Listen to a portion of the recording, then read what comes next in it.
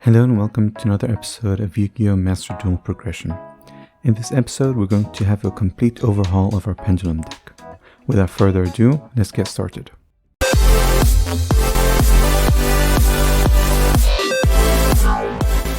So what is the first step anyone takes in building a pendulum deck?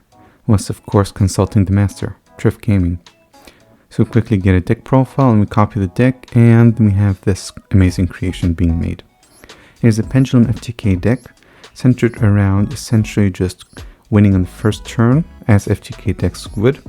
And its great strategy is that it doesn't require much in order to accomplish that. All we need is 6 bodies on the field, 4 of which being dark pendulum monsters. And we have the FTK. It's quite simple. It's accomplished through Verta Anaconda summoning Independent Nightingale, and then we use the pendulum monsters to summon Supreme King Starving Venom, which can copy the effect of Nightingale to inflict burn damage equal to its level, which is going to be 4,000 per Starving Venom. That means with 2, we can win the game on the spot, which is just amazing. And the deck is very consistent, and it has these boss monsters which can be used to still win even if you don't get the FTK off.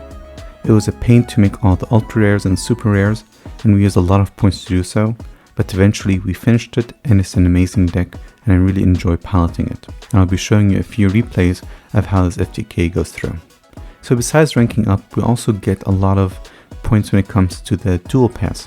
And as you see, we've upgraded all the way to level 64, while the normal dual pass finishes at level 50. Since we have the gold pass, we're able to still progress, and we're almost on the way there to get that level 100 upstart goblin. We also unfortunately downgrade to gold tier 4, and that is not a result of the deck. It is more so because I dropped down playing my previous pendulum deck, hence the change. So this first replay is me going first, and I of course start with Curtain Razor because he gives me a free body, because it's always amazing when you have Electromite set up before pendulum summoning.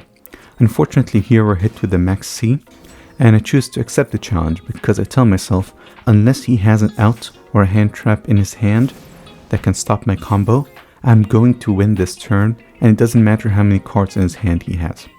So we summon the Electromite, and we start getting the advantage going by destroying our cards and drawing cards and searching out more with Astrograph Sorcerer.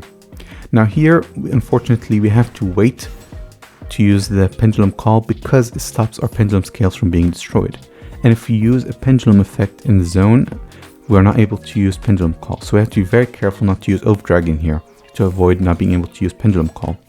So here we get as many dark pendulums as we can, and we spam them out, and we can just go ahead into the 2 Supreme King Dragons, and we could have gone into Verta Anaconda here, but since we have the Instant Fusion in our hand, we just spam out Nightingale, and we're able to win by copying the effect twice and burning for 4,000 damage each.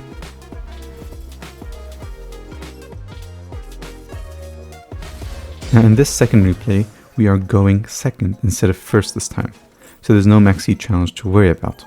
But we have to worry about the negates that our opponent is going to set up.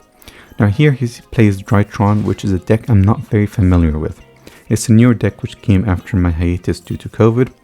And I'm kind of just letting him do his thing. I don't have any interruptions, and I'm not sure what the cards do, so I'm not bothering, just letting him do his combo, because this app doesn't let you do illegal moves. So I'm not worried about that, but he keeps summoning these monsters onto the field, and I know Drytron can easily summon rituals. And I'm worried about this Herald Ritual monster because I know he can do a lot of negates, and it's a real big problem to deal with.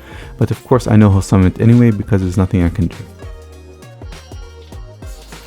Here he ends up summoning Beatrice, which is a great card, both actively and proactively, because it can act in our turn, which will come up later, as you'll see. And he ends his board after summoning some more Drytrons, which lead into summoning the Herald Ritual monster, which can negate a summon or spell trap or monster effects. And just for safe measure, of course, he goes into the Linkuribo, which can help negate my offensive ability when it comes to the battle phase. So I can just quickly attack over the Herald of the Ultimate and continue with my combo. So it's a really solid board and it's going to be challenging to get through. So we start with Skullcrobat Joker, of course trying to get some advantage going, always careful with the negates, we use purple poison because if he's destroyed, he can destroy a card in the field, which will be really good. So that means he can't negate it. Same story with double iris, but he chooses to negate double iris. So anyways, double iris is destroyed, and of course doesn't need to be activated to get a search effect when it's destroyed, which is really good. So you get a free card off it. And here I can see that when I'm activating these cards, it doesn't prompt him to respond. That means he doesn't have any more negates in his hand due to the Herald Ritual monster.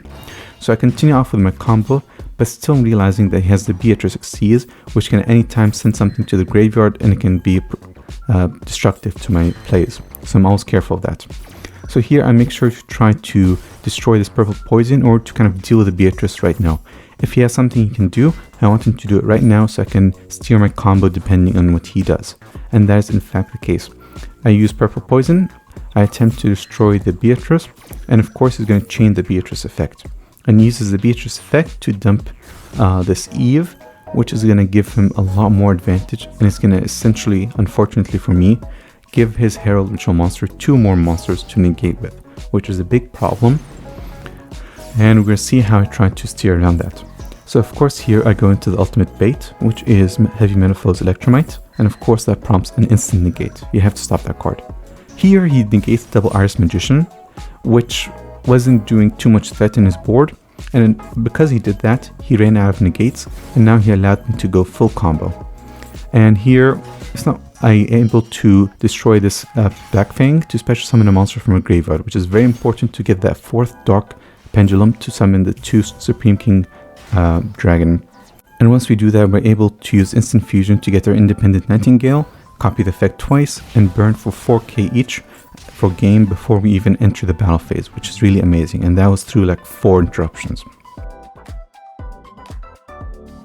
So that's all I've been up to so far. I've only played a few games with this deck, but I'll keep you updated on the progress and the updates and see how far it takes me in terms of the Yu-Gi-Oh! Master Duel. But it really feels a lot more powerful than my previous strategy, and I'm looking forward to all the success that'll be coming in the future. But for now, that is all, and I'll be seeing you in the next episode of the Yu-Gi-Oh! Master Duel Progression Series. Thanks for watching.